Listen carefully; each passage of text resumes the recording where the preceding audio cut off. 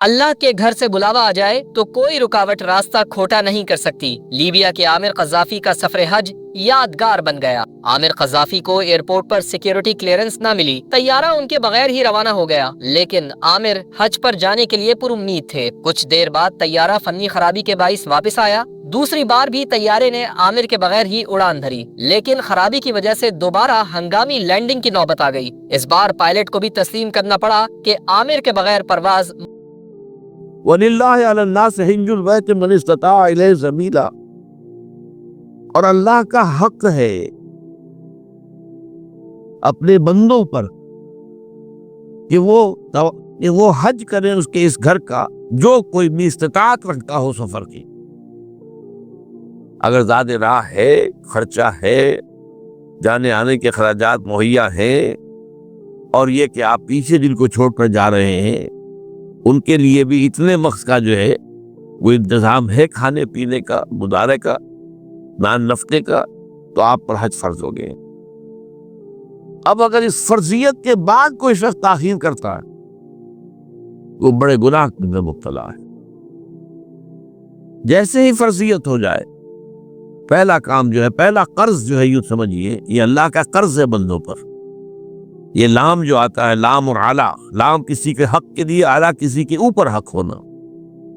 وَلِلَّهِ عَلَى النَّاسِ حِجُّ الْبَيْتِ مَنِ اسْتَطَاعَ إِلَيْهِ سَبِيلًا، یہ تو اللہ کا حق ہے لوگوں پر، لوگوں کے ذمے، یہ قرض ہے اللہ کا کہ اس کے گھر کا حج کریں، جائیں، طواف کریں، اور جو بھی اس کے مناسک ہیں ادا کریں، اور وہیں پر قربانی کا بھی ہے۔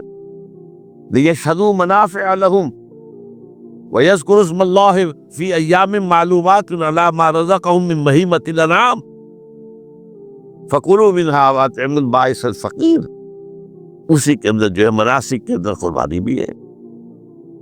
افریقہ میں آپ کو معلوم ہے، شمالی افریقہ میں زیادہ تر لوگ جو ہیں جیسے کہ ہندوستان پاکستان میں ویسے ہیں، لیکن آپ جنوب میں چلتے جائیے تو رنگ گہرا ہوتا چلا جائے گا، انتہائی سیاہ رنگ بھی ہے، سب آ رہے ہیں، شکلیں جدا ہیں، زبانیں جدا ہیں، لیکن سب کے سب جو ہے ایک ہی نغمہ ان کی زبان پر ہے ایک ہی نغمہ، کہیں واضح کہیں مبہم، تو ایک ہی منظر، لبیک اللہم لبیک، لبیک لا شریک لک لبیک، ان الحمد والنعمت لک والملک لا شریک لک۔ اب یہ ترانہ ہے، توحید کا ترانہ ہے، اور گونج رہی ہے اس وقت، آپ اندازہ نہیں کر سکتے کہ وہ پوری سرزمین گونج رہی ہوگی اس ترانے کے ساتھ، کیونکہ تھوڑی دیر کے بعد نئے قافلے داخل ہو رہے ہیں۔ ابھی ایک قافلہ جو ہے اس نے صحیح مکمل کی ہے، شامل ہو گیا، بلکہ اس کے دوران ابھی اس کا ختم نہیں ہوا کہ تیسرا قافلہ چلا رہا ہے۔ وہ تو یہاں تو ظاہر بات ہے کہ میں نے چونکہ ایک نقشہ اپنی نگاہوں سے دیکھا ہے، مدینہ منورہ سے اور مکہ مکرمہ جاتے ہوئے رات کے وقت، کہ کہیں جو ہے وہ روشنیوں کی وہ قطار ٹوٹتی ہی نہیں تھی، مسلسل معلوم ہوتا ہے کہ سڑک کے اوپر گاڑی ہے، مسلسل، کہیں اس کے اندر وقفہ ہی نہیں۔ اتنے بڑے پیمانے پر، اتنے بڑے پیمانے پر، اتنے بڑے پیمانے پر لوگ جمع ہو رہے، زبانیں جدا ہیں، ایک دوسرے کی زبان نہیں سمجھتے، لیکن ایک زبان اور بھی ہوتی ہے جو بغیر بولے سمجھ میں آتی ہے، اس سے معلوم ہوتا ہے سب کے لیے محبت ہے، ہمارے بھائی ہیں، تمام مسلمان ہیں، بعض کے اندر یہ محبت کا جذبہ زیادہ ہے۔ ترکوں میں انڈو پاکستان کے لوگوں کے لیے بہت محبت ہے، اب وہ بات جو نہیں کر سکتے، سمجھا نہیں سکتے، لیکن ان کی آنکھوں سے، ان کے انداز سے وہ محبت طبقی پڑتی۔ تو عالمگیریت جو ہے اسلام کی، ہمگیریت، عالمگیریت، آفاقیت، اس کا جو مظہر نظر آتا وہاں کا۔ پھر یہ کہ ہمارے یہاں کی جتنے بھی فرقہ بندیاں ہیں وہ وہاں ختم ہو جاتی ہیں۔ وہاں اہل حدیث ہے، حنفی ہے، مالکی ہے، شافعی ہے، حنبلی ہے، یہ کام بھی کیا ہے آ کر انہوں نے آل سعود میں، ورنہ اس سے پہلے جو ہے وہ 4 مصلح علیحدہ تھے، وہاں پر 4 جماعتیں علیحدہ ہوتی تھی۔ یہ حنفی مصلح ہے، یہاں پہ حنفی امام ہے وہ پڑھائے گا، یہ شافعی مصلح ہے، شافعی امام ہے وہ نماز پڑھائے گا۔ تو یہ جو ایک تفریق تھی وہاں بھی موجود تھی، انہوں نے ختم کیا، ایک امام کے پیچھے جماعت ہوگی۔ اسی میں حنفی بھی ہے، مالکی بھی ہے، شافعی بھی. کچھ ہے لوگ جو زیادہ، جن کے اندر کچھ زہر زیادہ گھل گیا ہے فرقہ واریت کا، وہ پھر نہیں نماز پڑھتے، وہاں پر محروم رہتے، اس کی فضیلتوں کو چھوڑ کر جا کر کہیں اپنے جو ہے گھروں پر جہاں ٹھہرے ہوئے وہاں جا کے نماز پڑھ لیتے ہیں کہ یہ جو ہے وہاں بھی ان کے پیچھے ہماری نماز نہیں ہوتی.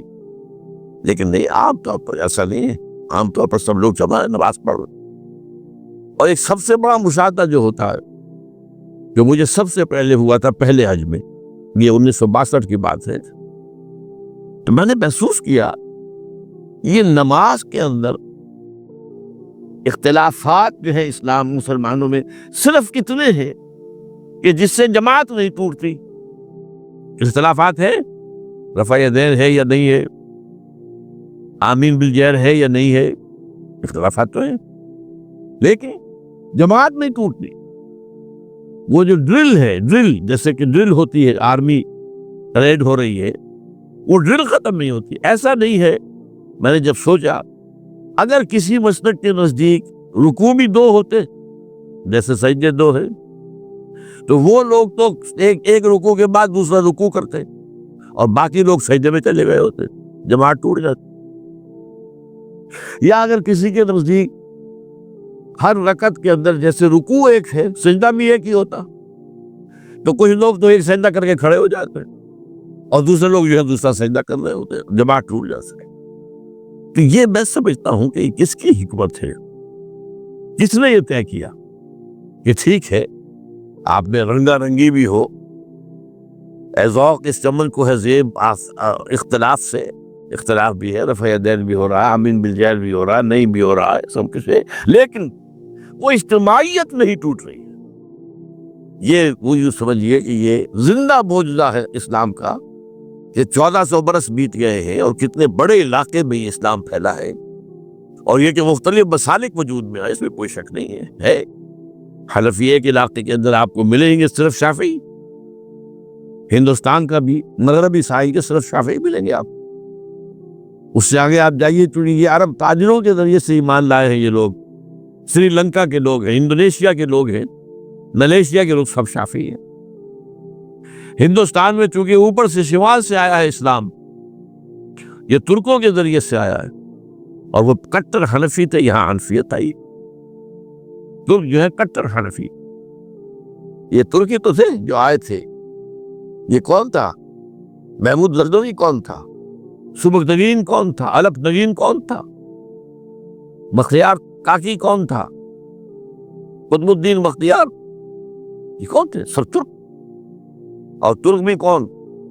غلامان، خاندان غلامان یاد کیجئے. لیکن 12 کے صدر سے جو اسلام ان کے ساتھ آیا ہے وہ خالص حنفی اسلام، وہ نہیں. وہاں جا کر سب جمع ہو جاتے ایک وحدت کے اندر.